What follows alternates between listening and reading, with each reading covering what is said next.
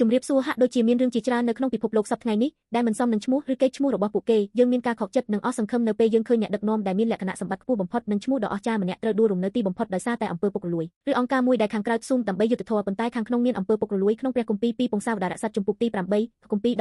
16-19មានរឿងមួយនៃជីវិតបែបនេះយេហូរ៉ាមស្ដេចយូដាដែលបរាជ័យទាំងស្រុងក្នុងការរស់នៅតាមឈ្មោះរបស់ទ្រង់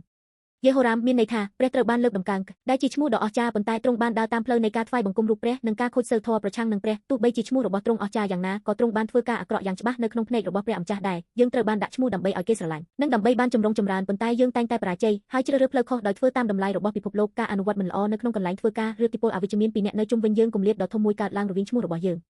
និងជីវិតពិតរបស់យើង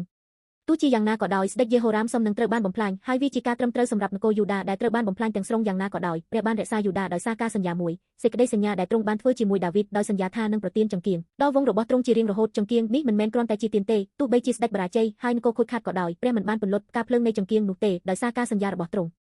នេះគឺដោយសារតែព្រះបានរង់ចាំកំណើតរបស់ព្រះយេស៊ូវគ្រីស្ទចង្កៀងដ៏អស់កលឹបព្រះយេស៊ូវបានយាងមកជាពូជពង្សរបស់ដាវីតដែលប្រសូតតាមរយៈពង្សាវតាររបស់យេហូរ៉ាមដែលពោពេញដោយកំហុសសូមគិតថាតើដំណឹងនេះអស្ចារ្យប៉ុណ្ណាសម្រាប់យើង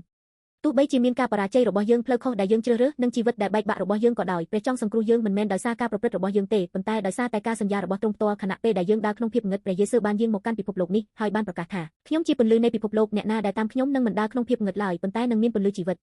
មិត្តភក្តិជាទីស្រឡាញ់សមត្ថភាពឬគុណវុឌ្ឍិរបស់យើងមានកម្រិតក្នុងការបំភ្លឺភាពងឹតនៃជីវិតរបស់យើងប្រសិនបើពន្លឺនៅក្នុងជីវិតរបស់អ្នកកំពុងរលត់ហើយអ្នកកំពុងស្ថិតក្នុងភាពងឹតដោយមិនដឹងថាត្រូវទៅទីណាបុគ្គលដែលយើងត្រូវការគឺព្រះយេស៊ូវគ្រីស្ទចង្កៀងដ៏អស់កលឹបដែលមិនចេះរលត់ព្រះយេស៊ូវដែលបានទទួលយកការបរាជ័យនិងអំពើបាបទាំងអស់របស់យើងសុគតនៅលើឈើឆ្កាងហើយបានរស់ឡើងវិញគឺជាការសន្យារបស់ព្រះមានតែការទទួលយកការសន្យានៃសេចក្តីសង្គ្រោះដែលបានសម្រេចនេះប៉ុណ្ណោះទើបជីវិតរបស់យើងអាចចាប់ផ្ដើមឡើងវិញបានដូចជារាជវង្សរបស់